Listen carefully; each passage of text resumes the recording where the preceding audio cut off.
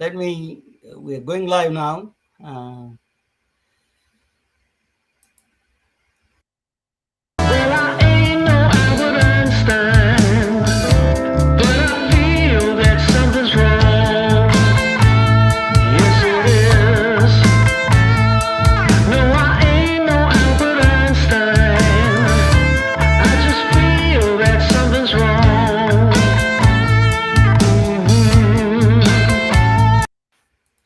Yes, I am not Albert Einstein. This is Ramana, but I'm pretty good. This is Ramana Raju. Welcome to the MedBricks webcast. I'm the host. We have this healthcare media channel. We do on 7 platforms. We are go live.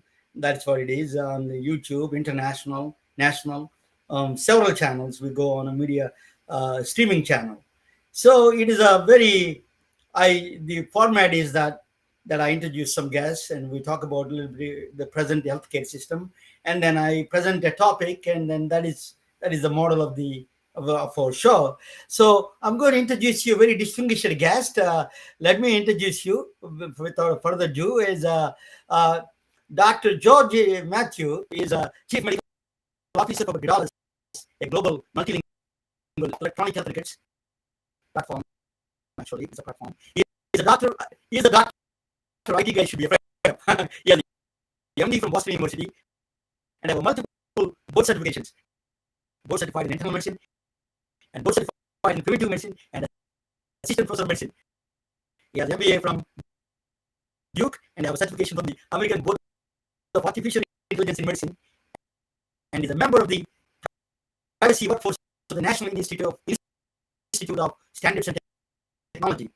I am honored to, if he has that many qualifications, we need to ask him how old he is. He must. The second question is where is his gray hair is.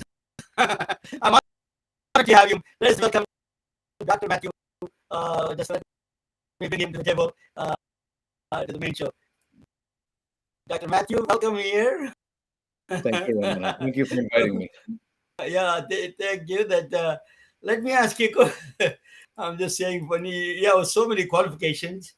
Where is your gray hair is gone? And all that. Yes, it's all gone. Well, except for my. That's right. So, so let me ask you, what is your background? You have a just incredible background, and very few doctors. Only God has the next qualifications about you. Then you have Oh, that many. no, please don't say that. No, So tell me, what is your journey up to this point? I am a internal medicine physician here, a GP here in the States. I've also done about 20 years of corporate work at companies like GE or Goldman Sachs or Pfizer. I've helped with at least one IPO, and I've helped with a lot of digital health startups over the last 10 years, trying to find out ways to help people. That's it. So yeah, that is a very small thing. Let me ask you a question: that what is your your interest in, you did a lot of work in the digital health. What is the privacy, and then what is the privacy, and what is the role of the privacy for the towards the patients and the doctors and everybody else? So privacy, let me start with a definition and explain why it's important to me as a clinical doctor. When you think about privacy, most people think of being a little antisocial, but from a legal sense, it means that you have control over any type of surveillance of you or any type of data collected over you, or just have the ability to be left alone. It sounds a little bit, um, it sounds simple, but in our day and age with the surveillance capitalism the way it is, it's very difficult to not be monitored by all the devices and cameras and everything else around you. And in my experience being a clinician for the last 20 years, without that ability to be private and choose what information you want to share, it's very difficult to establish trust. When I talk to my patients, I have to respect what they decide they want to share with me. That's their right, their agency, and their privacy. And I think by respecting that in their choices, they trust me and I can work with them to help them get better from a health perspective. But if they were to turn around and find that I've taken all their data and sold it to a third party for money, I don't think they would trust me anymore. And yet that's what the majority of digital health companies and a lot of large healthcare companies in the US and externally do. It is a, that is challenging. So these are the, I thought HIPAA, some of the rules, HIPAA laws protect the privacy of those patients. Isn't it the HIPAA is protecting that some extent that process? So, Have you? Ramona, you and I had talked a little before this. We've both been in the country for a while. HIPAA came about 25 years ago, and at the time, I don't think anyone imagined what technology was going to look like 25 years later. Their idea was if you're a hospital or an insurance company or a health entity, you shouldn't be selling people's data. But they didn't anticipate what we're seeing in 2022, right? Amazon, Apple, Google, uh, Facebook, all of these companies are not traditional healthcare companies. And what they're finding is they've almost found a back door into finding very valuable health data about people. And then they realize that they're not restricted by what HIPAA would have protected against. In fact, it's gotten so bad now that hospitals and insurance companies have found workarounds so that they too can sell your data. In fact, despite HIPAA's intentions, it seems that the biggest use case in the United States, at least, is to keep patients from getting their own data from the healthcare systems. Meanwhile, healthcare systems are engaging in what we call real world data and real world evidence. In a nutshell, they're taking all of their electronic health record data and selling access to life sciences companies for money that they themselves keep. Who wants the data actually? At this point, you'd be surprised. You know, the thought is always it's somebody that wants to do identity theft, right? Somebody that wants access to your medical data, your insurance card information, your health records. But what we're finding is that there are a lot of different ways to use it. Imagine if your credit score is dependent on how frequently you buy your prescriptions. In fact, two of the three credit companies, I think it was Experian and I forgot which of the other ones, they were actually using your credit score as a proxy for how well you would adhere or comply to taking your medications. And they're selling that as a service. And then they were even selling a way to re identify you after your data has been de identified. That is unbelievable. I didn't And know that. The first time I'm hearing it, that is they're saying that whether somebody is going to comply with the medication compliancy there or not through the data that they're monitoring that data actually. well, they were selling it, I believe it was 10, 15 years ago. They may not be selling that No. exact product. But the thing is, if you're using your credit card to buy medications, now they know what medications you're on. If you're Ah, on certain medications, they know what condition you have. very If they know interesting. what condition you have, right? And it's only recently, like in the United States, the number one cause for going bankrupt is medical bills and medical expenses. It's only in the last month or two that they decided to take that out of the equation for calculating your credit score. Unbelievable. I this is the first time I heard. I've been in the industry for a while, and I never heard the credit card companies are also have their data. But there is a George. There is a benefit also. For example, if all of them share the data for the medical purposes, for the clinical research, like you, you're a professor. Yeah, So if you want to do some research or something, sure. so you need some data. But everybody is holding their data to sell someplace else. They're Right. not they're not giving to the research institutions that which deservingly need it to solve the problems. How do you address that? I think that's been a problem for a while where there's always been this argument that, we can't just let people have their data because then we can't do research. But what we're finding is even there's been pushback from the healthcare systems, the different companies, where they don't want to share their data because they know it's valuable, even if they don't know what to do with it. And even between research teams, right? If you think about it, there are researchers that are competing for grants. They don't want the other researchers to see what they're doing. They Yeah, want to be the one that publishes because then they get more grants and they do better. So it's a very set in place behavior. And what we have to think about, especially now that things are so expensive for healthcare in the United States and elsewhere, is how do we make these things accessible for people? One of the one of the theses that are coming out that I like, it's being pushed a little bit in Europe, but it's starting to come to the fore here is what if patients own their data? What if they owned access to their data? And what if the financial receipts for using that data came back to them so they could pay for their own care? Because if you think about it, the people with the most conditions usually have the most money they have to pay. If I have diabetes, high blood pressure, cholesterol, and some rare conditions, I have 5 different things and 5 different medications, and that could bankrupt me, especially if I'm retired or I don't have a job. Now, imagine if we flip it around and say, you, person with these 5 conditions, are extremely valuable. We'd like to study you, and we'll compensate you for studying you longitudinally over time. Because what we find out from you could help us treat the next person or develop the next drug. And in return, we'll figure out a way to compensate so you can afford your drugs and you can live a better life. George, the analytics companies overpromised quite a bit, and Yes. I don't know why they didn't deliver because they don't have the lack of the data. Tell me, you're in both sides of the coin. What is the why they could not able to deliver the results that what they promised? Some of it was they overpromised to begin with. They assumed very arrogantly that they had something that nobody else had. I don't know how many companies I've talked to that end their entire pitch with, "As long as you give us your data, we can do this."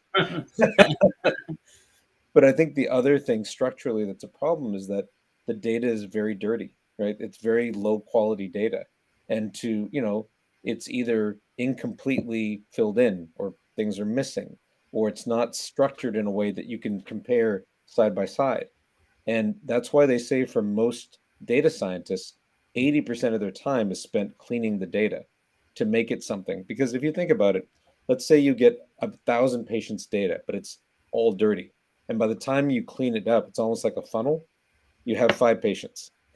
It's very difficult to extrapolate from 5 patients, even if it's clean. Oh my. So, so very good. That you made a good point, but the dirty data, that's where the don't you think is artificial intelligence and machine learning can help you a little bit on that process? There are some attempts with synthetic data to try to fill in the gaps or make new people, if you will. They're trying to use digital twin data to simulate populations. So there are some attempts to try to fix that. But the issue still comes, it's not 100%. The good or bad thing about all of this artificial intelligence, whether it's applied in care delivery or discovery, um, in the law, at least in the States, they treat artificial intelligence like it's a tool, right? So think of it as a hammer or a screwdriver. The tool, if it breaks, is not liable. It's the person using the tool that's liable. And we start getting into this, at least I call it moral hazard, Yeah. where, if I'm an AI company, I'm fine. I'm in La La Land. I can keep on developing whatever I want. I make an algorithm that discovers sepsis. Oh, I flipped my values by accident and I told all the doctors to treat sepsis the wrong way.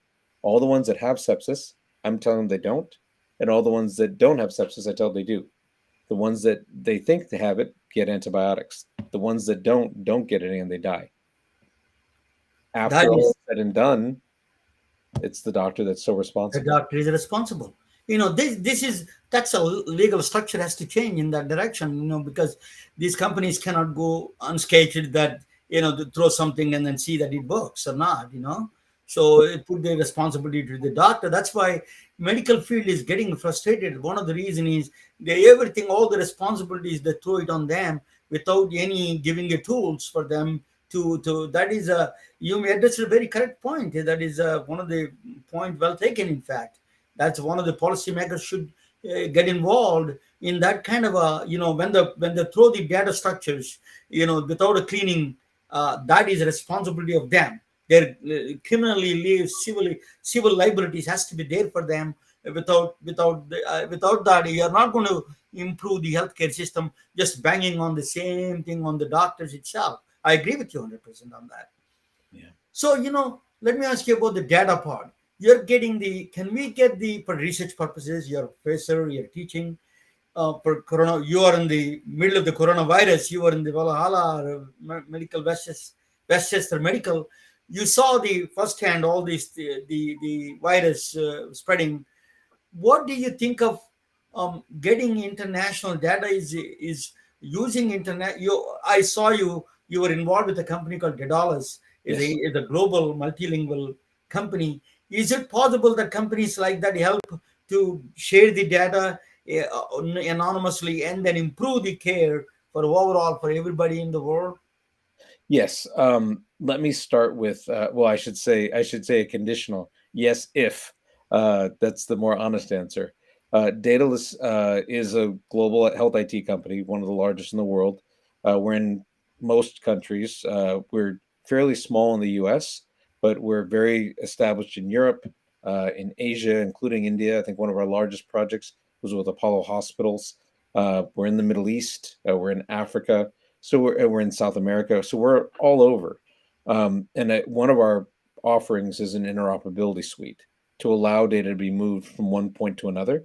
And we translate it, at least in the US, using the Smart on Fire standard, as well as for clinical research, the OMOP standard. So we allow for a lot of different use cases. In Europe, we just joined the Open EHR group, which is its own like open source electronic health record. So we're allowing for that as well. So technically, we can do that. However, and this is where it gets difficult with any type of process change, whether it's technology driven or not. It's not the technology that's the problem 99% of the time.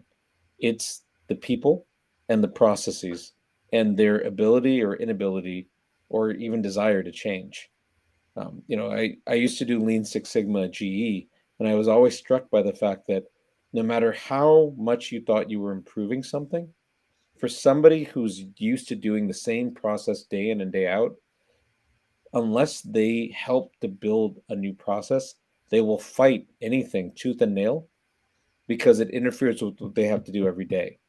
And that goes all the way up to the top of the organization. You know, uh, when we look at what some of the digital health innovations can do, a lot of it would actually improve, I believe, the outcomes for a lot of patients, but it also reduces the cost, or rather the price of that offering to the general public. From a hospital perspective, if I have a digital health telemedicine thing for cardiology, that might be well accepted, but per unit might be cheaper. But I have a cardiology practice that I bought with a set of cardiologists that all feed, general cardiologists that do EP or cath or whatnot. If I take away their business and they make less money, then I have very unhappy cardiologists that may or may not It is want to stay with my practice. the You correct. know, so you're almost like robbing Peter to pay Paul. And Yeah. even though it could lead to better care, if you don't keep this part happy, they'll all leave.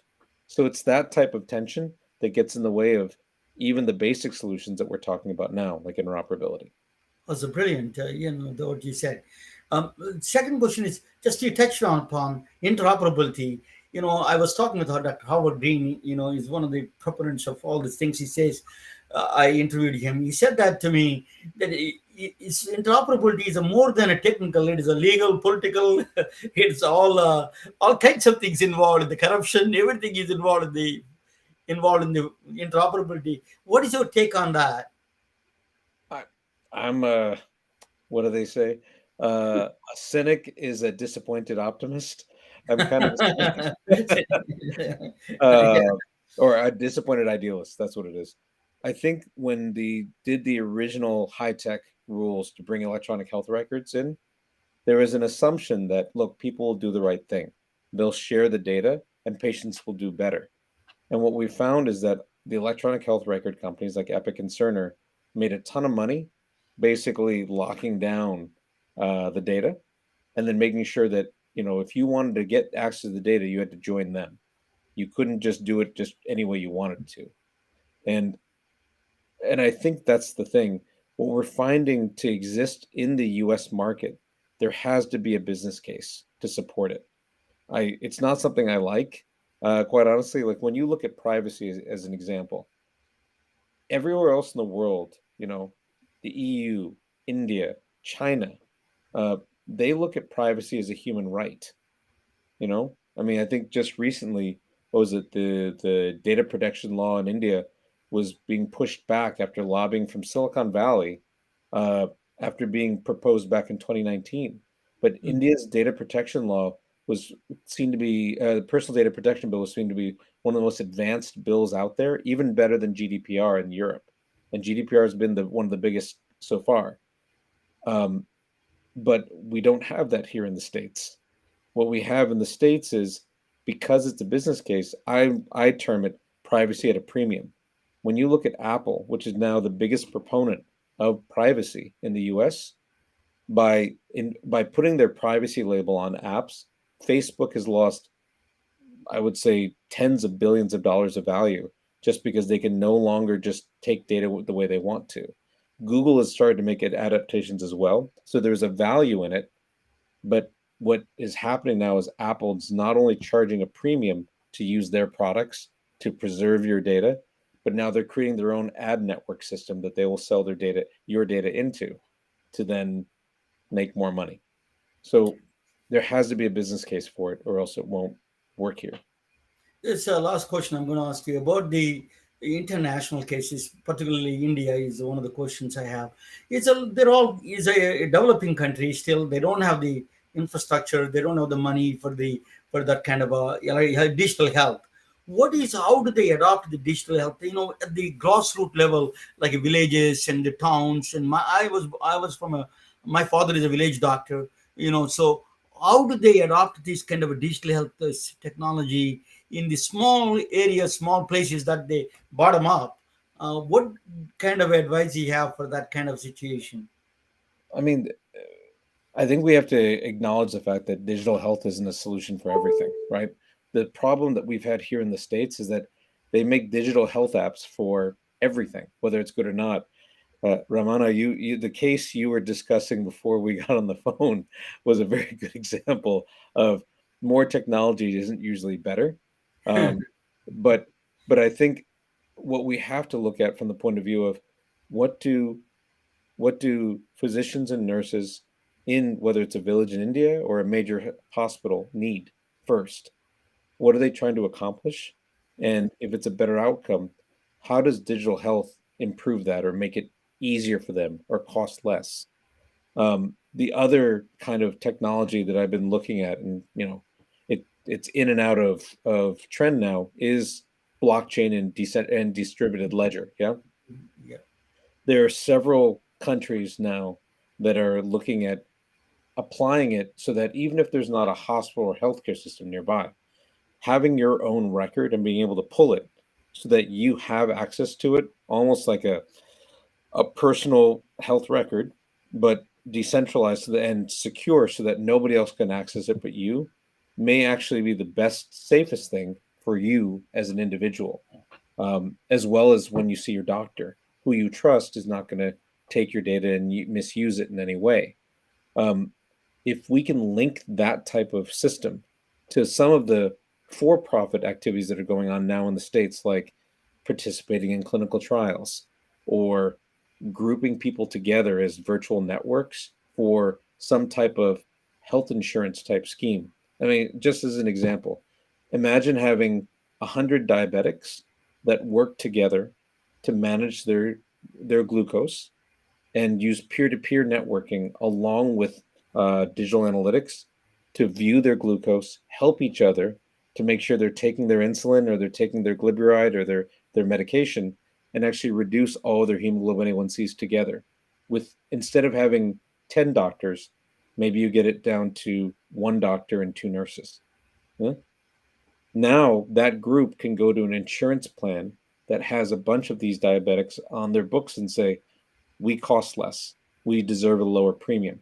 Or better yet, we'll do a decentralized autonomous organization, a DAO, and we'll just insure ourselves. Why are we giving you the money when you're not going to give it to us? We'll set up our own rules as to what we agree to and what we don't as a group.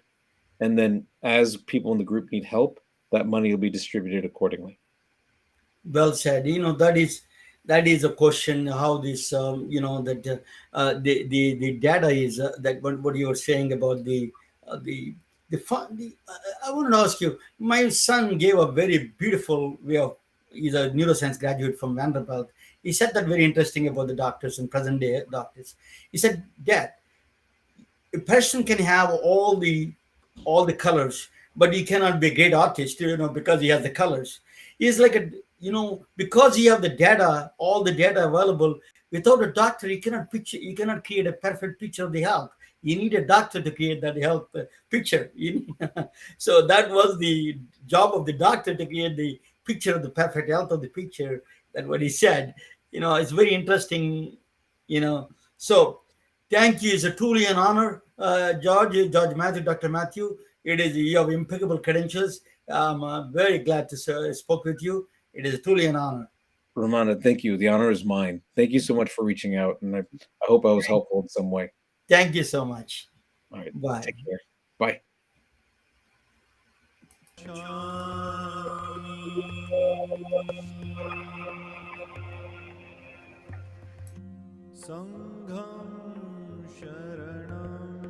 For mental relaxation, early human civilizations in the East practiced Buddha's teachings, while in the West they performed rituals. One place they mastered the consciousness through meditation, and other place they altered consciousness through psychedelics. But there is another alternative technique called consciousness hacking through technological innovation. A mathematical equation through virtual reality can offer and alter and master consciousness at the same time. A genius painter from Japan, a legendary scientist from Princeton University, and an engineer from IBM came from a different walks of life, from different times, made important contributions for consciousness hacking.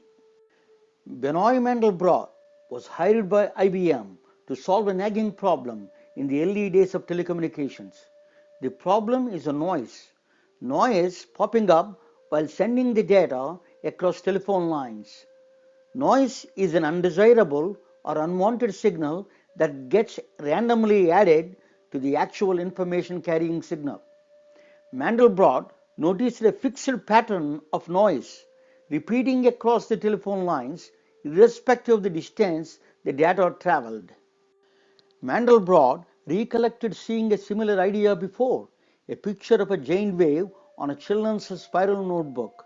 The picture is the original painting from 18th century well-known Japanese artist Katsushika Hokusai. It is called the Great Wave of Kanagawa. Look at any part of the Great Wave, it looks very similar to the whole wave. The whole contains the parts. It looks counterintuitive, but the part also contains the whole. The artistic expression gave rise to a new concept in mathematics called fractals. Mandelbrot discovered nature's fundamental unit repeated through a geometrical pattern.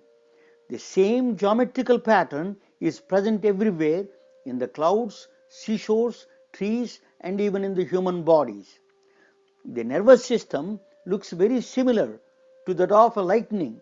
The EKG of the heart signal is strikingly similar to that of a noise signal in telephone wires. If you further zoom in into the signal, the strange looking pattern emerges. The pattern is discovered by Mandelbrot, bears his name Mandelbrot set. The nature around you, the snowflakes, trees, mountains are built from these series of Mandelbrot sets. We can also observe Mandelbrot sets at the beginning of life in a woman's womb. The equation that governs the nature is spectacularly simple and displays the nature in exquisite details. Before the public understood the power of the Mandelbrot sets, Hollywood jumped in. The Star Trek movies with the fractals put the movie watchers in a trance. There is a different kind of a trance was described by an American botanist, a former New Age hippie, Terence McKenna, He frequently experimented with a psychedelic brew called ayahuasca. He chronicled his experiences through books and videos. Amazonian Indians consumed this brew on ceremonial occasions. Terence McKenna claims this brew produced visual and auditory hallucinations while his eyes were closed. He claimed his experiences profoundly changed his outlook on life. Many of them, and they come pounding toward you, and they will stop in front of you and vibrate, but then they do a very disconcerting thing, which is they jump into your body. They jump into your body, and then they jump back out again. And the whole thing is going on in this very high-speed mode where you're being presented with thousands of details per second, and you can't get a hold on, you say, my God, what's happening? In recent studies by Johns Hopkins and New York University Langone Special Unit Psychedelic Medicine Center conducted studies with the psychedelic drug psilocybin in a controlled environment. The chemical compound in psilocybin is dimethyltryptamine, in short called DMT. The studies show a single dose of psilocybin dramatically reduced the depression with the subjects of research. Interestingly, the visual hallucinations the subjects describing look very similar to Mandelbrot fractals. In the years before, Albert Einstein published a theory of general relativity, a profoundly mind-bending way of looking at nature. Mass tells space-time how to curve, and space-time tells mass how to move. Gravity is not a force, it is an illusion created by the bodies moving in space-time curvature. Einstein deployed a very different branch of mathematics called non-Euclidean geometry. We don't experience non-Euclidean geometry in our everyday lives. American Airlines pilot explained this phenomena through a tricky example. The shortest route from Dallas to Hong Kong is first Dallas to Seattle, then Seattle to Alaska, then Alaska to Siberia, then Siberia to Mongolia, then Mongolia to Hong Kong. That is the shortest route. But you see on a flat map, it creates an illusion the Hong Kong is directly right across Dallas. But if you combine Einstein's non-Euclidean geometrical concepts with the Mandelbrot fractals, watching in a virtual reality devices, it is truly a technical wonder. It produces mind-feasting, kaleidoscoping patterns where all your visual channels are fully occupied. It puts you in a trance and gives you same bliss without inducing substances.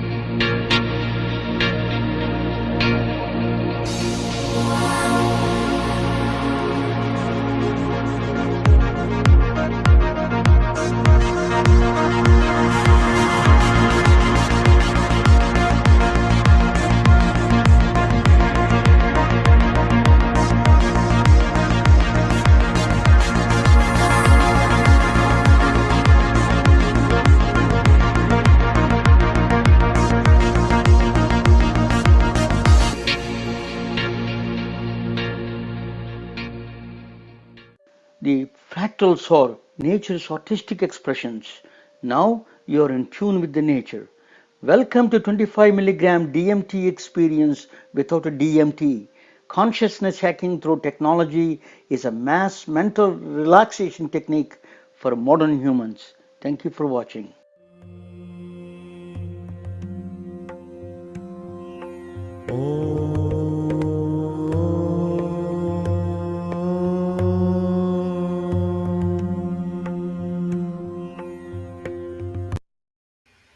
Hey guys, I'm going to do a short presentation after this. Then you see that why the fractal geometry can play a key role in mental health and relaxation. As a strong case for that. So we heard from Dr. George Matthew. He is both a digital and a clinician. Wonderful doctor. Thank you for that. Do not take drugs. Drugs are not the answer. Um, but I want to tell you the story about it's appeared on Medium. Yeah, her name is Erin Bishwanger. She was treated as she was diagnosed a stage 4 cancer. So that she is a terminally ill cancer. So it's a sad story. She has two young children, and she is consumed by dying thoughts and worrying about her children. And then, the doctors are equipped to treat the sick people. They never really got the good training on, you know the training on how to treat the people who are dying, death itself. They don't know. It is not well trained in that area. Palliative care is good, but it's not well trained in a lot of senses. In a lot of things, most of the doctors are not trained unless you take that specialty. But she went to an Indian doctor. His name is Dr. Sunil Agarwal. He's in Seattle. She went to get he's a physical medicine rehabilitation doctor. He wanted to prescribe psilocybin, but psilocybin cannot be prescribed because it is Schedule 1 drug. So what they said that is not possible. So it is, as I said, that psilocybin is mushrooms. The street drug name is called mushrooms. It is not allowed. So it is ayahuasca. That's it called. Schedule 1 is defined as Schedule 1 drug, means it is they don't see any usefulness for the medical use. Even though Trump administration passed the Right to Try Act, which is the you can use any kind of methods as a last resort. Even though they're not approved, you can use on patients. That is a last resort, as a last resort. Right to Try Act. But the federal agencies are not that crazy about it. Some extent, understandably so, because it can easily leak into the recreational world without any controls. So we have not only Erin Bushwinger is having a problem with the mental health, even with the terminally ill people. Now we are all having a problems with after the pandemic. Entire humanity is going through mental health crisis. Is a catastrophe is on the making. So you see, the violence is one of the things. Long COVID is one of them. Supply chain is a disruption. All this can cause, street violence, because one of the manifestations of the mental health is street violence and the racial violences. All of them are manifesting into different kind of violence comes into picture. So that we need to treat the mental health, just a general. I'm not saying treatment. We need to relax people. This kind of we're coming out of the pandemic. We need to find some solutions. So worldwide mental mess. 1 billion people out of 8 billion people have a one way or other way some kind of a mental disease, mental health problem, anxiety disorders. All of them are episodic disorders, even short term. This is a 1 billion people have it. See that it is very dangerous to in that kind of a number. But the thing is, a lot of people cannot go to the. It is a stigma. It's a lot of stigma attached to the another problem is the access to the. We don't have enough psychologists and counselors, addiction counselors. We don't have enough, and then cost. The insurance companies sometimes cover, sometimes they don't cover. It's very expensive. So it is a lot of problems with the mental health area. So we need to. It's not a practical to. Prescribe psilocybin to everybody, but we have to find a solution. What the solution we have is what I showed you on the TV, is that on the video, that is the create an alternative solution to the mental health. You cannot. It's not a treatment. It is a mental health relaxation. I'm not a doctor. You need to go to the doctor and talk with them. If you have mental health problems, but if you want to do mental health relaxation, you have a solutions. You can find a technology can be a great solution there. I'm a great fan of Plato and Buddha. These are all taught us. They gave a very practical tools how to relax yourself through the technology. You can use technology to understand through the wisdom of these previous the way sages, like Buddha and Plato. So I want to tell you something about there is some correlation between the mental health and the beauty, like surprisingly so. So if you take Marilyn Monroe, Denzel Washington, the right hand side woman is Aishwarya Roy, Indian Bollywood actress. If you strike a line, draw a line in between the eyebrows, there is symmetry. The left side looks like almost very close to the right side. That is a bilateral symmetry, they call. In mathematics, it's called bilateral symmetry. So symmetry is a fundamental loss behind the loss of conservation of energy, law of conservation of momentum. Actually, physical laws are not that fundamental. The laws that you hear, law of conservation, for example, either energy is neither created nor destroyed, is not the fundamental. It came from the loss of symmetry. So there is a this. So that's why we love diamonds. We like to see diamonds. Butterflies have a bilateral symmetry on the both wings. We admire all the symmetry, perfect symmetries we admire. That is a beauty comes from the that we humans we have this affinity towards the symmetry itself. So there is a OCD, obsessive compulsory disorder. They call people, if I had a friend in Philadelphia. I don't want to mention her name, but she is perfect in everything. She puts together, everything in the refrigerator, every order. If you change a little bit, and she goes nuts. so so OCD is all this. Until now, the new research, they used to think is a biological disorder or psychological disorder, but they wanted to no, it's a psychological disorder. They used to think they now the new research showing that OCD could be evolutionary genetic disorder because she the extreme need for symmetry. That's what we came from savannas, that we want to see familiar faces, because if you see anybody that if you see the anything symmetry, you can easily recognize what is the next. If you see half of that face, the next half of the face. If you see the line, you see the next of the line is a line. You know that. So that is a you can assess the situation of the danger and threats. So symmetry is also involved with the sex. Sex is connected with the depression. Is a For example, symmetry. So they say they did a research on the orgasms of women, and then they found out a woman have more orgasms with the people with the facial symmetries are much better, with the left side equal to the right side of the bilateral symmetry of the man.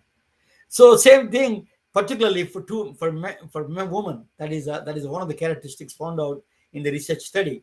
And the people who have asymmetric characteristics, they go through a depression. They show aggression. That's why you see all the villains in the movies are asymmetric faces. They got a one eye left, one eye missing, or something like that. You see that in the movies, right? So that is one of the things is true. They create a kind of the aggression behavior you expect from them. Unfortunate. So these laws are discovered by M.E. Nather, a physicist, a mathematician, and a physicist in the 19th century, late 18th century. She was from German mathematician. She moved to Philadelphia, in fact, and then she died in Philadelphia right after moving. Within 2 years of her moving, she died. She was a brilliant mathematician. She was one of the not well known in the world of science, because we are consistently undermining women in the field of their contributions. She is definitely one of the top contributors of medicine and physics. Oh, sorry, physics and mathematics that indirectly related to medicine. They're all fundamental to medicine. So but by the way, the laws of nature, the conservation laws, for example, the law of conservation of energy came from the laws of time. For example, the time symmetry. That means if you throw a ball, it is going to come tomorrow or today or yesterday. It will do the same thing. That's a time symmetry. Doesn't matter what day what time you do. It's going to follow the natural law. That law is a time symmetry law that is actually manifestation into the energy symmetry, energy conservation of energy. Same thing with the snowflake, rotational symmetry. If you take a snowflake and move around any other way, it looks exactly the same. So that is this rotational symmetry. All the laws of physics comes from the symmetry. They're not fundamental. What do people think? It is a cheat sheet for a lot of physicists. We use that as a cheat sheet, law of conservation principles. But the concept behind is loss of symmetry. So, nature itself exhibits a lot of symmetry. You see in the flowers, even the honeybees prefer a flower with a beauty, radial symmetry. Actually, it prefers the. It's not just honey; it is also prefers the beauty. The honeybees. So that the that's why there is a lot of these structures are very symmetry, and they contain the fractals. In fact, so you'll see the nature's beauty is like a high definition. The fractals use, or if you see on the left hand side, it used to be old TVs. They used to see blurred image. On the right hand side, high definition TV, you can see crystal clear images. That's what the fractals does. Fractals create that kind of a simulations, very clear cut pictures. So that's why standard in HD TVs. So fractals, nature embedded the fractals, and then the fractals come out of the symmetry itself. If you combine of Hollywood used it, as I mentioned, so the fractals are everywhere in the nature. Um, so let me Okay, so these fractals are using a lot of this. You can see in the human body, nervous system is follows the fractal geometry, and the virus's structures are also follows the fractals. In fact, that is a very powerful fractals geometry. It follows the heart coronaries. They have the fractal structures in the heart itself. Heart structure of the heart is a very embedded. The fractals are embedded in the structure of the heart. So you can see the fractals everywhere in the human body. you know so so so there is a bliss molecule inside of us. It is called anandamide. Ananda is a bliss, is actually is a bliss molecule. They found out recently in 2000, very recently, 2015 or 2019, I think. They found this they call bliss molecule. It is inherent to humans.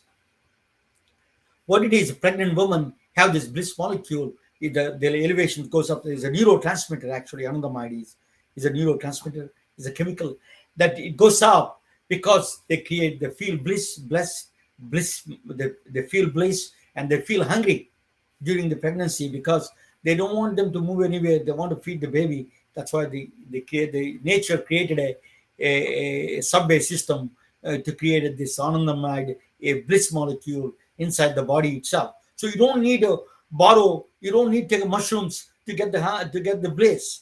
You can do the bliss. You can invoke that bliss molecules through our inherent structures inside of us. So then it could help. Our new methodology can help the virtual reality. So it's a mindful meditation if you do with the virtual reality without 25 minutes a day, 25 minutes a week. 25 DMT is a milligrams. What you feel when you see 25 milligrams of DMT, if you take it, you feel all these fantastic colors and everything. You can feel the same thing. So actually, the simulations, the fractal geometries with the hyperbolic structures, with Einstein's hyperbolic structures, creating that kind of a bliss, that kind of things that we don't see every day. That is creating a different mechanism is creating in our brains. I talk about it in the one of the next things, but how that create the bliss molecule works in the future. I will do another show on that one. But Mandelbrot is an IBM engineer who created this, who discovered this Mandelbrot sets, and I'm a great fan of him. I was so if you have my show is supported by these T-shirts and then coffee mugs, and you can buy on Amazon. We are on Amazon. Dailywearformedicine.com. I'm going to show you a small short clip on it. So if you have that Mandelbrot, you can buy the coffee cups and everything on the Amazon. So on our Amazon or Ramana.com, it's daily wear for STEM. If you go to my website medbricks.com, you can see you can buy these things on Etsy or Amazon. So thank you for sharing. I am going to so I'm going to thought is a fractal. In the future we can talk about that how is a thought works as a fractal way it works. We can thought next time. But I tell you, I want you to help me promote this response. The best way to support this program with this new kind of a program that I started is I combine technology, medicine, and the physics, mathematics, and everything together in one place. That is the tools for true innovations. So thank you, and watch this short clip, and then We are retelling their stories through our patented designs that can be worn on scrubs, t-shirts, printed on conference bags, and endless other promotional materials. Daily Wear for Medicine is the first ever of its kind to create curiosity in medicine through visual art. We at MedBricks are celebrating unsung heroes of the past who made enormous contributions to the field of medicine through our unique campaign called Daily Wear for Medicine. You can wear it, carry it, and give it.